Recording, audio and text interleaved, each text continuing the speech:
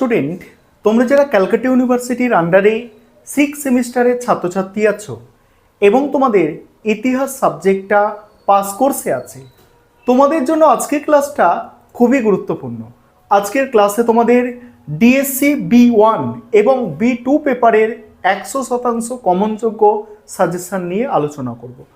তোমরা প্রথম সেমিস্টারে অনেকেই আছো যে তোমরা প্রথম সেমিস্টার থেকে আমার সাজেশান ফলো করে আসছো এবং তোমরা জানো যে সাজেশান কিন্তু 100%-এর বেশি মিলে যায়, অর্থাৎ কমন আসে। এবারেও ঠিক একইভাবে তোমরা সাজেশানটা ফলো করো, এখান থেকে তোমরা নিশ্চিত 100%-এর বেশি কমন পাবে। তার আগে যে বিষয়টা বলার আছে, তোমাদের 6 সেমিস্টারে হিস্ট্রি জেনারেলে যে কোড আছে, পেপার কোড, একটা হচ্ছে ডিএসসি B1, আরেকটা পেপার কোড হচ্ছে ডিএসসি B2। কি বললাম? একটা পেপার কোড ডিএসসি B1, আরেকটা পেপার কোড হচ্ছে ডিএসসি B2। কোনো স্টুডেন্টকে B1 পড়তে হবে, কোনো স্টুডেন্টকে B2 পড়তে হবে। আজকের ক্লাসে আমি এই দুটো পেপারেরই সাজেশন নিয়ে আলোচনা করব। কোয়েশ্চেন প্যাটার্নটা একটু বুঝে নাও। তোমাদের টোটাল 65 অর্থাৎ 65 নম্বরের পরীক্ষা হবে। কোনো ছোট প্রশ্ন থাকবে না, 3 ধরনের প্রশ্ন থাকবে। 20 নম্বরের প্রশ্ন দুটো অ্যান্সার করতে হবে, 4টে দেয়া থাকবে। 10 নম্বরের প্রশ্ন একটা অ্যান্সার করতে হবে, দুটো দেয়া থাকবে। এবং 5 নম্বরের প্রশ্ন 3টে অ্যান্সার করতে হবে। এই হচ্ছে তোমাদের কোয়েশ্চেন প্যাটার্ন। এবারে তোমরা এই পেপার দুটির সাজেশন দেখে নাও। আরেকটা বিষয় বলে নিই, তোমাদের জন্য এই পেপারের স্টাডি মেটেরিয়াল তৈরি করা হয়েছে। তোমরা যদি কেউ স্টাডি মেটেরিয়াল পারচেস করতে চাও, স্ক্রিনে দেওয়া নম্বরে যোগাযোগ করে স্টাডি মেটেরিয়াল পারচেস করতে পারো। চলো তোমরা সাজেশনগুলো দেখে নাও। প্রথমে তোমরা ডিএসসি B1 পেপারের সাজেশনটা দেখো, তারপর ডিএসসি B2 পেপারের সাজেশনটা নিয়ে আলোচনা করব। দেখো 20 নম্বরের প্রশ্ন, 20 নম্বরের প্রশ্ন তোমাদের দুটো অ্যান্সার করতে হয়। 20 নম্বরের জন্য যে প্রশ্নগুলো আমি রেখেছি দেখো। প্রথম প্রশ্ন, মূল্য বিপ্লব বলতে কি বোঝো? দ্বিতীয় প্রশ্ন, শিল্প বিপ্লব কেন প্রথম ইংল্যান্ডে হয়েছিল?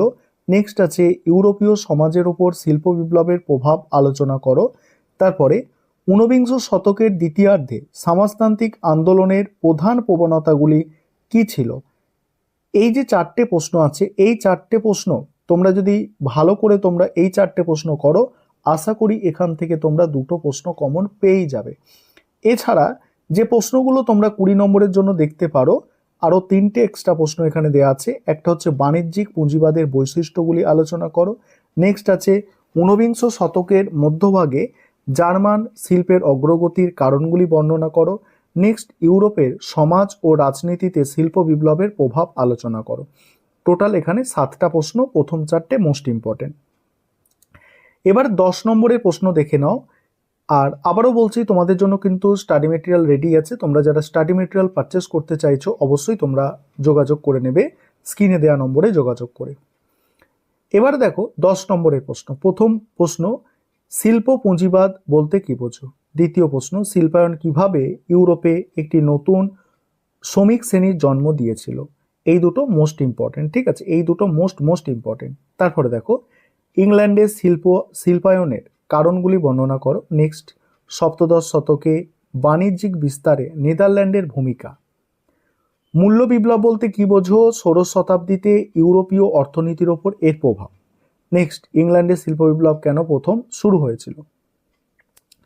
তারপরে দেখো সপ্তদশ শতকে ইউরোপের প্রধান বাণিজ্যিক শক্তি হিসাবে ইংল্যান্ড ও ফ্রান্স কিভাবে নিজেকে প্রতিষ্ঠা করেছিল। দেখো এই 10 নম্বরের যে পার্টটা আছে, 10 নম্বরের পার্টটা তোমাদের জন্য একটু কঠিন, কারণ এখান থেকে প্রশ্ন কিন্তু একটু ঘুরিয়ে ফিরিয়ে হয়। তাই এখান থেকে একটু বেশি প্রশ্ন তৈরি করতে হবে। আমি টোটাল তোমাদের এখানে 10টা প্রশ্ন দিয়েছি, তার মধ্যে তোমাদের কিন্তু প্রথম 6টা প্রশ্ন অবশ্যই করতে হবে। প্রথম দুটো সব থেকে গুরুত্বপূর্ণ, তবে 6 অবধি তোমরা করে রাখবে, কমন পেয়ে যাবে। এবার হচ্ছে 5 নম্বরের প্রশ্ন। 5 নম্বরের প্রশ্ন যেগুলো আছে দেখো, বাণিজ্যিক পুঁজিবাদ বলতে কি বোঝো? লেসে ফেয়ার নীতি বলতে কি বোঝো? ষোড়শ শতকে ইউরোপে নব্য বণিকদের তুমি কিভাবে চিত্রায়িত করবে? নেক্সট, বৈজ্ঞানিক সমাজতন্ত্রবাদ বলতে কি বোঝো? নেক্সট, কাল্পনিক সমাজতন্ত্রবাদে রবার্ট ওয়েনের অবদান।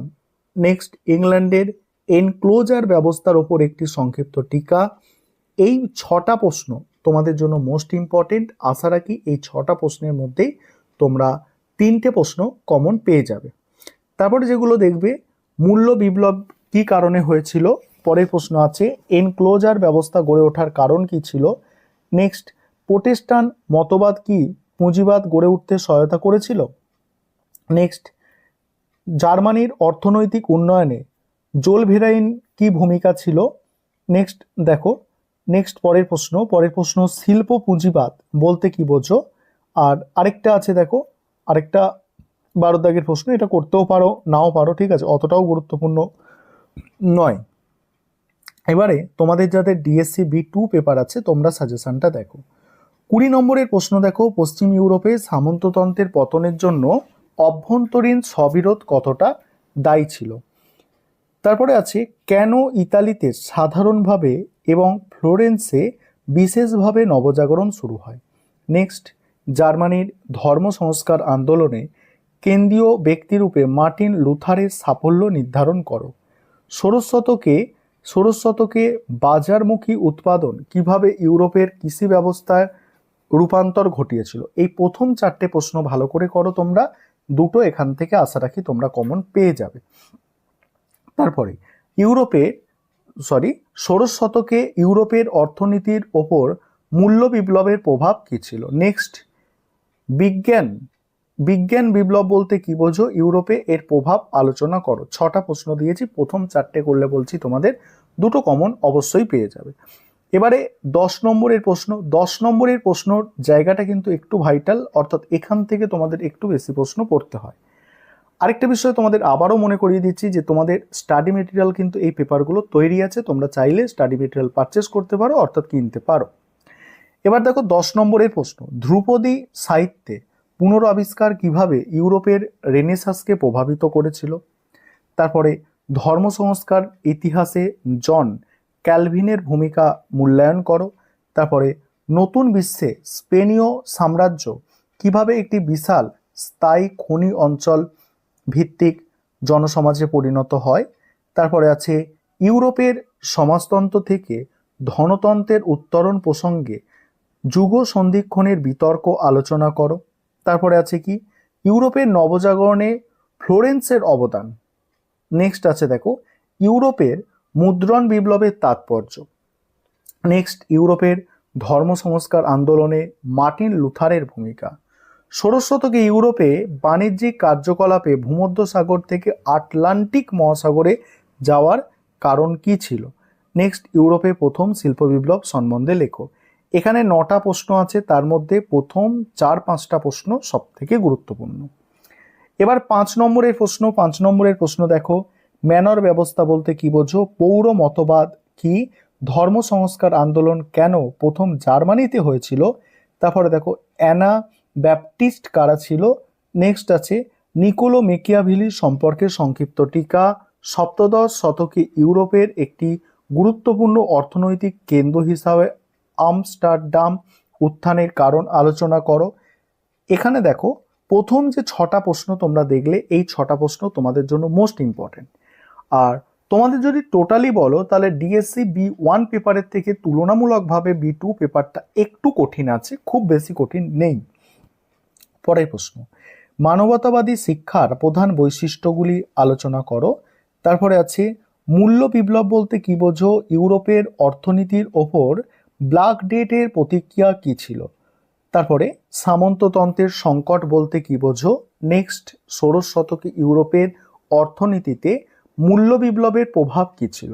নেক্সট, ইউরোপীয় শিল্প স্থাপত্যের ওপর রেনেসাঁস মতবাদের প্রভাব কি ছিল। নেক্সট, উত্তর মানবতাবাদ বলতে কি বোঝো।